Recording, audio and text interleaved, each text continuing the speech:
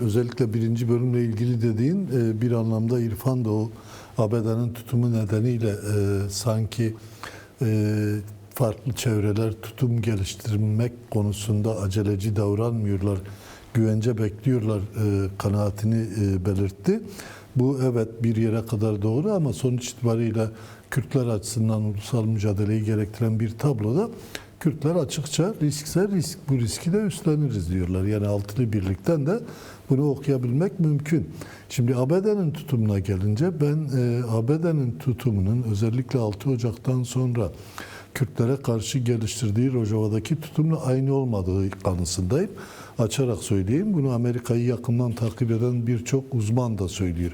Yani 6 Ocak'tan sonra Kürtlere karşı Jolani üzerinden geliştirdiği tutum esas itibariyle Tom Barak ve Trump ve çevresinin, ki bunun temsilciliğinde Tom Barak yapıyordu, politikasıydı ve Amerika içerisinde de ciddi bir muhalefet vardı o politikaya. Yani Amerika'dan çok ciddi sesler de yükseldi. Hala bile tartışma var. Hala bile tartışma var ve hala tartışanlar o siyasetin bugün Kürtler üzerinde nasıl bir olumsuz ve etki ve güvensizlik yarattığını söylüyorlar. Ama İran'a dönük, tamam seçimdir, şudur budur, Trump açısından kaygılar var ama İran'a dönük politika bir Trump politikası değil yalnız başta kanımca. İran'a dönük politika bir Amerikan politikasıdır. Yani Amerika'da demokratlar da, cumhuriyetçiler de esas olarak İran'a dönük bu müdahaleye karşı çıkmıyorlar. Yani İran'ın kendileri açısından da, bölge açısından da bir güvenlik riski oluşturduğunu ifade ediyorlar. Şimdi bu tablo içerisinde şeyi unutmamak lazım. Senatoda bir oylama yapıldı. Trump'ın yetkilerini, savaşla ilgili yetkilerini sınırlandırmak için 53'e 47 kaldı. Yani 47 demokratların itirazı vardı. Sonuçta çok da bu savaşın karşısına çıkabilecek bir pozisyon şeylerde oluşturmadı. de anketlerde de %60, %70 bir itiraz var. Yani niye Hayır, halkın itirazı olabilir ama sonuç itibariyle bu savaşın temelinde yatan etkenlerden biri de uluslararası güç dengeleri arasında ABD'nin elini güçlendirmektir. Evet. Yani Çin büyüyen bir dev olarak geliyor ve dolayısıyla onun önünü kesmeye dönük atılacak adımları Amerikan toplumu da bir şekliyle destekler. Amerikan medyası üzerinden gelir. Bunlar tabii çok uzun konuşulabilecek şeyler ama esas itibariyle Trump bir şekliyle artık son birkaç gündür açıklamalarında ya da ABD siyasette bir bütün olarak bakanlar düzeyinde de yapılan açıklamalarda İran'da durmayacaklarını ve rejim değişikliğine kadar gideceklerini söylüyorlar. Bu bir haftada 10 günde olur diye demiyorum. Evet, İrfan da dediği gibi rejim öyle İran köklü bir devlet. Birinci bölümde de tartışmıştık. Çok kolay Suriye, Irak'a benzeyen bir devlet değil. Ama esas itibariyle zamana yayarak İran'daki rejimi çok ciddi anlamda zayıflatıp ondan sonra İran halkları üzerinden orada gelişecek tabloyu bir biçimiyle yeni bir yönetim oluşturma noktasında, yeni bir iktidar oluşturma noktasında değerlendirmek ile ilgili. Hatta bugün Trump söylüyor, yeni lideri birlikte seçeceğiz. Bana soracaklar diyor, ben karar vereceğim diyor. Ama sonuç itibariyle İran'ın bütününde bir rejim değişikliğiyle beraber bir yaklaşım. Türkiye ayağına ne diyorsun? Öyle oradan. Ya Türkiye ayağı Türkiye'nin siyasetine bağlı. Yani soru sormuş, çıkarmış oluruz İrfan'a. Dediğine de katılıyorum. İrfan daha da açar onu. Yani Türkiye'nin dediğine bağlı, Türkiye'nin tutumuna bağlı gerçekten. Yani Türkiye 100 yıldır Kürt'e düşmanlık üzerinden yürüyor. Geldiği nokta belli. Son 30 yılda da güneyden Rojava'ya korkunç bir siyaset yürüttü. Yani Kürt anasını görmesin diye elinden gelen her şeyi yaptı. Buna rağmen yine gelinen nokta ayakta. Irak ve Suriye İran gibi köklü devletler değildi.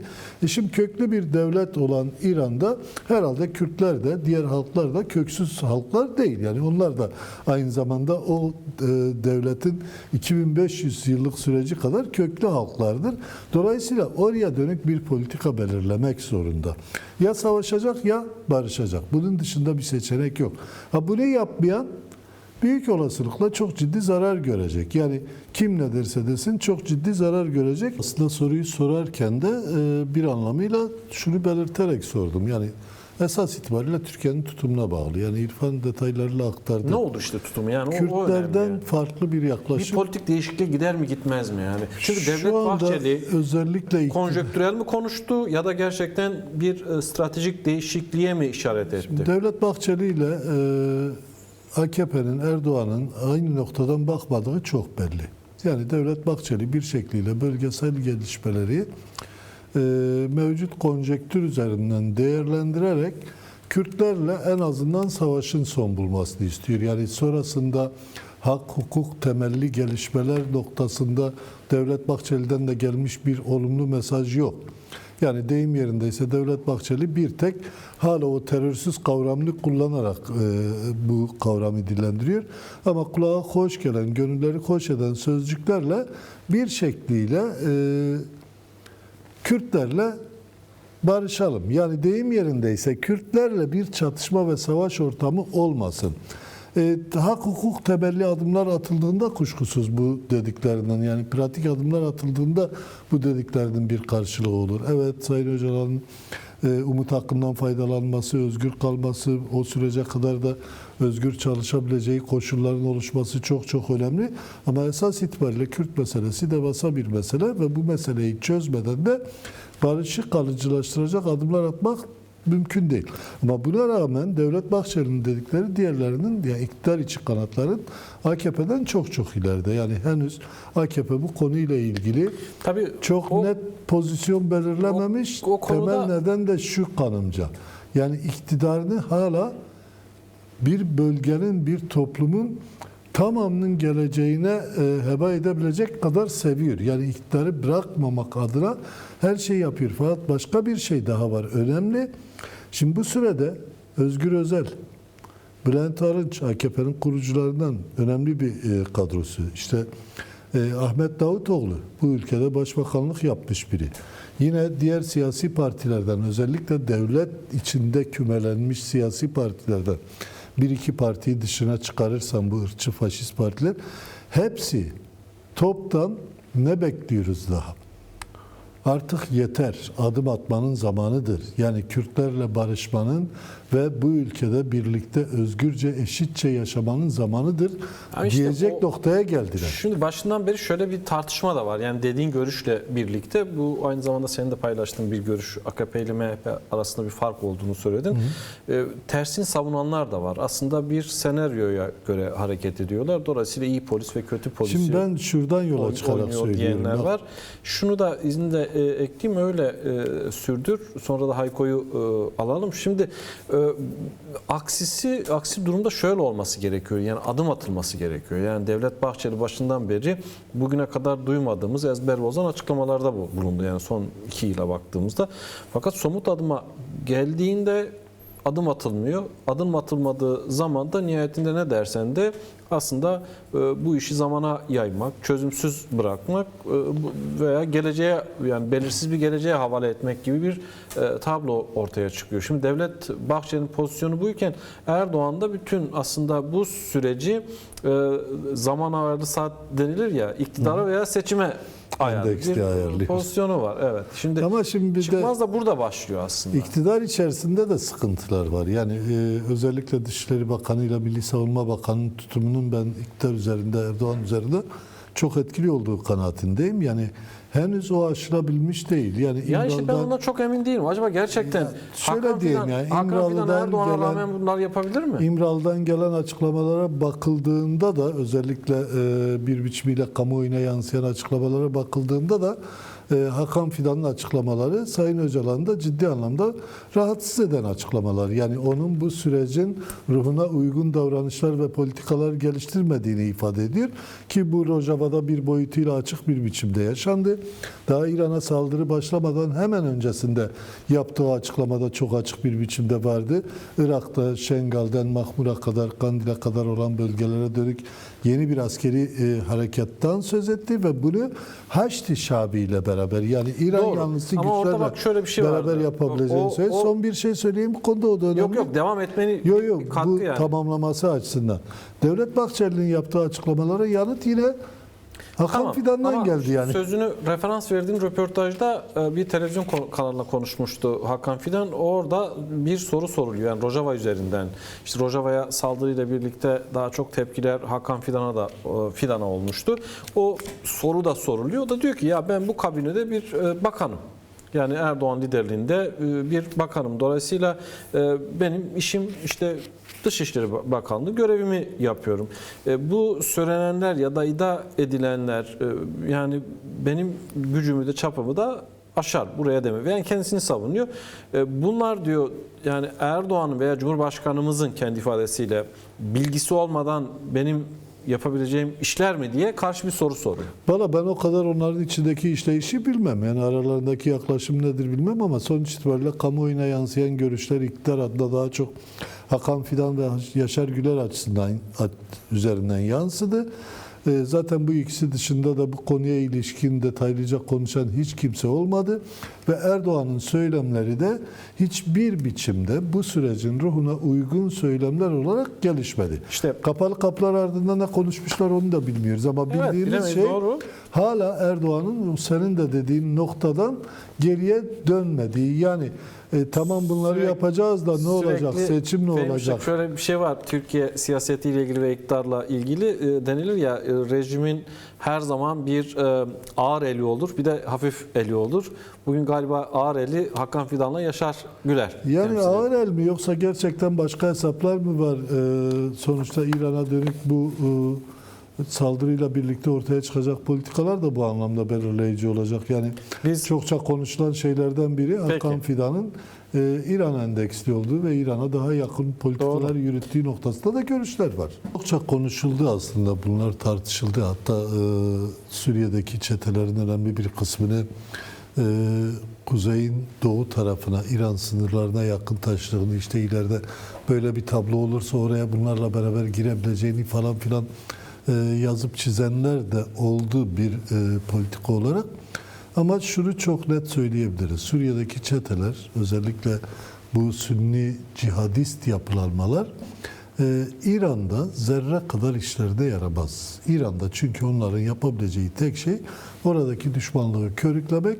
Yani İran'da şu anda o coğrafyada ciddi Sünni nüfus Kürtlerdir. Kürtlerle onlar anlaşamayacağına göre Azerilerle de bilmem Bölücülerle de diğer halklarla işte da bu pan-Türkistler üzerinden bir plan olduğu söyleniyor. Pan-Türkistler üzerinden de bunu işi Torasan üzerinden, yani ille de Kürdistan coğrafyası. Onlar üzerinden de bunu çok rahat yapamazlar. Yani pan-Türkistler çok büyük anlamda çoğunluk değiller. Onlar İran'ı bir bütün olarak... Çünkü İran'daki yaşam modelini de her şeye rağmen kendileriyle biliyorlar. İran evet onları resmi anlamda iktidar yapmamış ama İran iktidarın tüm nimetlerinden de onları yararlandırmış. Azeri olmaları da onlar için hiçbir zaman bir suç olmamış. Yani sadece İslam rejimine dönük faaliyetler içerisinde olduklarında suçlanmışlar, hapse atılmışlar. Onun dışında Azeri oldukları için direkt hapse atılmamışlar ya da ticaretten engellenmemişler. Bugün İran'ın en güçlü ekonomisine sahip topluluklardan söz ediyoruz. Şimdi bunlar üzerindeki önemli etkilerden biri de kabul edelim ki Azerbaycan'dır. Azerbaycan'ın etkisi Türkiye'den çok daha fazladır.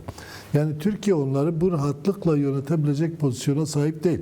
Bir de şöyle bir şey var. Yani sonuç itibariyle bunu yapsalar bile Azerilerin çoğunlukta olduğu bölgelerde belki farklı aksiyonlar geliştirebilirler ama Irak'la İran Kürdistanları arasındaki sınır olan bölgelerin tümünde Kürtler çok ciddi anlamda bir topluluk olarak bir arada yaşıyorlar. Yani daha çok Türkiye'ye sınır olan bölgelerde Azerilerin olduğu alanlar var ve oralarda böyle bir aksiyon geliştirmeleri ciddi anlamda iç savaşı da körükler ki o iç savaş sadece orada kalmaz. Halklar arası savaş çok daha kötü sonuçlar yaratır. Ben böyle bir şeyi yaşama geçirebilecek bir politikaya girmeyecekleri kanısındayım. Yani giremeyecekleri de kanısındayım. Buna izin vermeyecekler çünkü oradaki savaş sadece orayla sınırlı kalmaz. Azerbaycan'dan tut bilmem Irak'a kadar, Irak'tan tut Suriye'ye kadar bölgeyi ciddi anlamda etkiler. Yani İran'ın çıkaramayacağı bölgesel savaşı Türkiye'nin çıkarmasına da kimsenin müsaade edeceği kanısında değilim. Yani Kürtler, çok aktörlü bir mesele, çok katmanlı, çok aktörlü bir mesele. Kürtlerle uzlaşma dışında bir seçenekleri yok, güçlü bir seçenekleri yok. Karşılarındaki Kürt hareketleri de deneyimsiz ve güçsüz hareketler değiller. Böyle 6 Kürt Siyasal Partisi, köklü siyasal partiler de var içlerinde ama en önemlisi Roşlat Kürdistan'ın her kesimini temsil eden, yani en soldan en sağa kadar her kesimini temsil eden bir güçlü temsiliyet mekanizması da var. Yani İran KDP 1945 bilmem Komela yine hakeza 1960'ların sonunda kurulan 69 hatırladığım kadarıyla kurulan bir örgüt. Yani en gençleri bile sonuç itibariyle 80, 90, 97, 2000, 2007 gibi tarihlere denk geliyor. Ama İslamcısı da var, demokratı da var, komünisti de var, bilmem sosyalisti de var. Aklınıza gelebilecek her rengi temsil ediyor. Bu önemli bir kazanım. En önemlisi benim kanaatim, edindiğim bilgiler ve izlenimler şu anda Rojhilat'taki Hefpeymaniye siyasi dediğimiz, yani siyasal birlik hareketi Rojhilat için adlandırabileceğimiz bir ayrı çalışma daha yürütüyor. Yani bunların hepsi silahlı güç. Yani demek lazım, önemli bu. Bunların hepsi silahlı güç, silahlı mücadele deneyimi olan güçler. Hepsinin bu türden bir deneyimi var ve bunlar bir müdahale esnasında halkın güvenliğini sağlamak, bölgenin kontrolünü sağlamak adına da ortak mekanizmalar geliştirmek zorundalar. Bildiğim kadarıyla bir askeri koordinasyon merkezi oluşturmak için ciddi anlamda pratik faaliyetler içerisindedirler. Yani bunun yanı sıra tabii askeri ve diplomatik faaliyetler de yürütülüyor. Askeri faaliyetlerin yanı sıra siyasi ve diplomatik faaliyetleri yürütecek bir koordinasyon çalışması da var. Bunlar yapıldıktan sonra onlar kendi tutum ve yaklaşımlarıyla Kürdistan'da halkla birlikte daha ciddi adımlar da atarlar. Ama onların zaten bu anlamdaki yol haritasını da belirleyen 2 gün önce yaptıkları açıklamadır ve çok önemli bir açıklamadır. Yani halka yaptıkları çağrı, sonra o temelde her partide kendi tabanına ve kadrolarına dönük, halka dönük açıklamalar yaptılar ama o esas birlik tarafından yapılan açıklamada bir, intikamcı olmayın dendi. 2, bölgedeki kurum kuruluşların hepsini gelecekte daha sorunsuz yönetebilmek için koruyun. Bir şekliyle onların tahrip edilmesine, yok edilmesine izin vermeyin. A'dan Z'ye devlet kurumları da işte diğer taraftan farklı bu süreçte değerlendirilecek kurumlarda. Üçüncüsü, hedef olması muhtemel tüm alanlardan uzakta durun. Özellikle askeri noktalardan, bazı yerlerde de camilere ve benzeri okullara da saldırılar oluyor, yerleştirildiğini bildikleri için bildiğiniz her yerden uzak durun dediler. Ve en önemlisi örgütlenin. Mutlaka birlik içerisindeki partilerle gençlere çağrıda bulundular, inisiyatif alın. Ve en sonunda da gençlere komiteler kurun. Çağrı vardı. Komite. Bu bir anlamıyla da zaten bu sürecin yol haritasıdır. Bu yol haritasına göre de hareket edeceklerine inanıyorum. Ama şöyle de bir kaygıları yok. Yani biz bu bölgede ortaya çıkan konjektürden yararlanarak bu saldırıları İran'a dönük gerçekleştirenlerden hiç destek almayız demiyorlar. Evet, riskleri var gelecek açısından. Ama Rojava da bizim önümüzde örnektir en nihayetinde. O deneyim üzerinden de gerektiğinde halkı korumak için risk alırız. Ancak hepsinin somut iradesiyle hiç kimsenin askeri piyonu olmayız.